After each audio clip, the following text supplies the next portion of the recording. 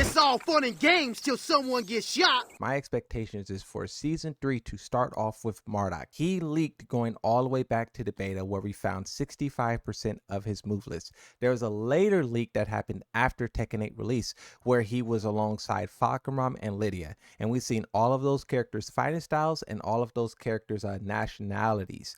Now, Lydia and Fahkumram has made their way into the game in 2 separate seasons. Marduk being the 3rd character there. We were expecting him in season 1, expecting him in season 2, but now I think he's most certainly going to be in season 3. But don't hold your breath. If he's not there, he's not there, and then the leaks just, I don't know at that point. I think another character is most certainly going to be Julia, because 2 years ago Harada was asking players whether or not they like Julia and how does he want her design to evolve going forward. Then also you got to keep in mind what Harada said very recently. Miguel and Kunimitsu, both of those characters, Harada said are very likely to return. And the fact that he said that halfway through season 2 when season 3 is right around the corner, I mean, is that the 4 characters that we're going to have? I think the players would be very happy with that, but I also know some people want other characters. So according to about 4 hours of research, these characters appear to be the top 10 most wanted to return for Tekken 8. And this is post Armor King. Starting with number 10, you have Josie. You know, this is a spin-off of the character Bruce, but she is not a true replacement because you still have the demands for Bruce, but also you have the evolution, which is Fahkumram. Now, we're debating whether or not Fahkumram is a true replacement for both of those characters, but only time will tell. What I will note is that at times, Azazina looks a little bit like Josie, and then I would even say Marizu is looking like a little Josie here and there. Maybe it's just the punching and elbows, you know, the Danbei martial arts kicking in there. But if that is true, if Josie has been spliced up into multiple different fragments, then it might spell bad news for the Josie mains. Next characters on this list is Marduk, number 9. Now, this character was one of the most powerful in Tekken 7. The developers was reckless in their treatment of the character, and what I mean by that is they should have stepped in and made sure the character wasn't causing damage like that. And since they never balanced the character Marduk, it created this thing where players basically hate him now and people don't want him to be in the game. Now, a character who I like a lot is Bob. I personally think Bob has to show up sometime rather than later. The fact that we don't have the big body archetype is kind of crazy. I do wonder if he returns, how would they alter his identity? His fighting style is really cool because he's kind of an acrobat, sometimes grounded, like Mishima like. So it will be cool to see what they can do to evolve him. Next one on the list is Eliza, which is number 7. This is really crazy because Eliza, statistic wise, is the least played character in all of Tekken 7 besides Panda. Those 2 characters are sharing the floor. I don't think she will return because Harada pretty much gave a definitive answer for her. Harada said that 2D characters just do not work that well in Tekken. That was in response to someone saying bring back Eliza.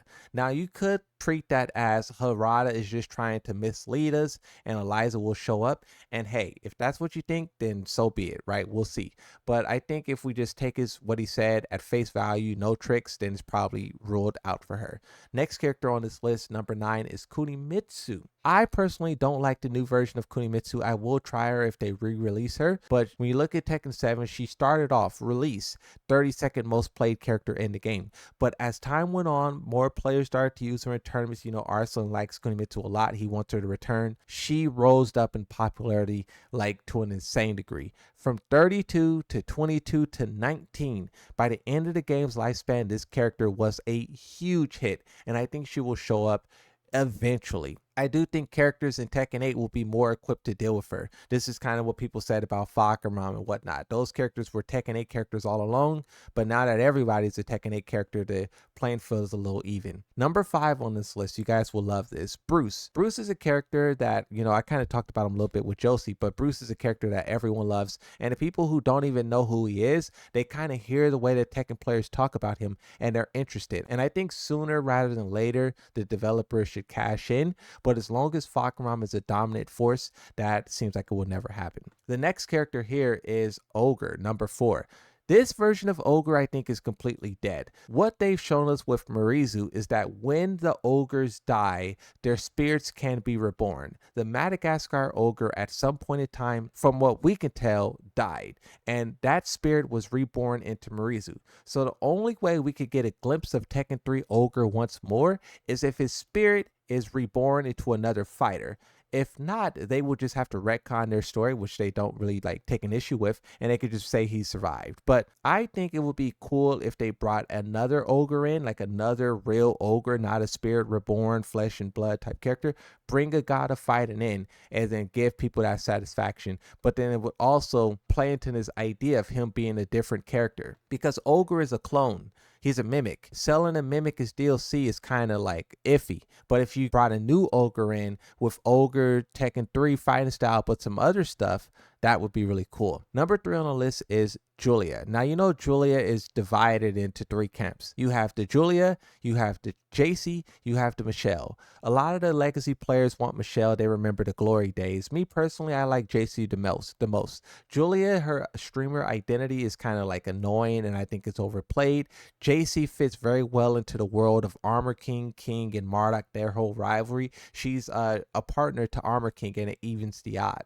I think releasing her as Armor King is on this path for revenge, it would be really cool to see how Jaci interacts with all of that. If not, they can go the Julia Michelle route and tie her into the Marizu's story and make her more about Ogre, give some answers there. People would love that. Now, number 1, number 2, Miguel, and then Lei. Miguel, I think he will be in season 3. I think it's a shame that he's not here already. His usage is really high. 21 at the start of season 4, ended 22, so you can see that the player base there held strong. His identity is so incredible. His fighting style is so original. I love everything about Miguel, and I think him being missing is pretty crazy. But when they bring him back, hopefully he doesn't lose his identity, because if they do wash his identity with heat and installs and all this stuff, I will be just as upset as I was when they did it with Devil Jin. Devil Jin in Tekken 7, great experience. Tekken 8, obnoxious. For Miguel and also Lei, let them maintain their identities, but it's okay if you spice it up a little bit.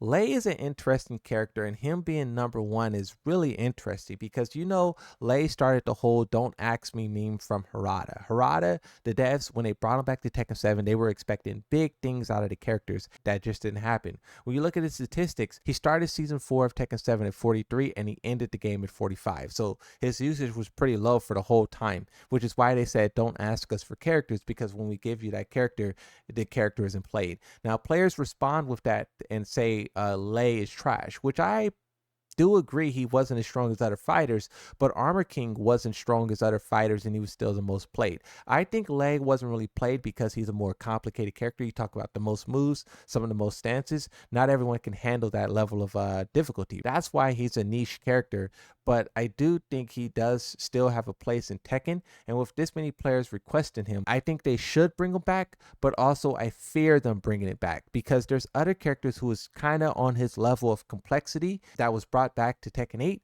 one of those being Eddie, and we see how they 3-3-3'd him. Now, it looks like we're over the 3-3-3 hurdle because Armor King and Fahkumram and Anna doesn't really have any of that. But if a character is this complex, you know there's going to be some simplification somewhere in there, and I just hope by the end of it, Lei isn't completely washed out of his identity. People want Lei back so they can look at him on the character select screen and never play him. You see the hurdle he has to overcome.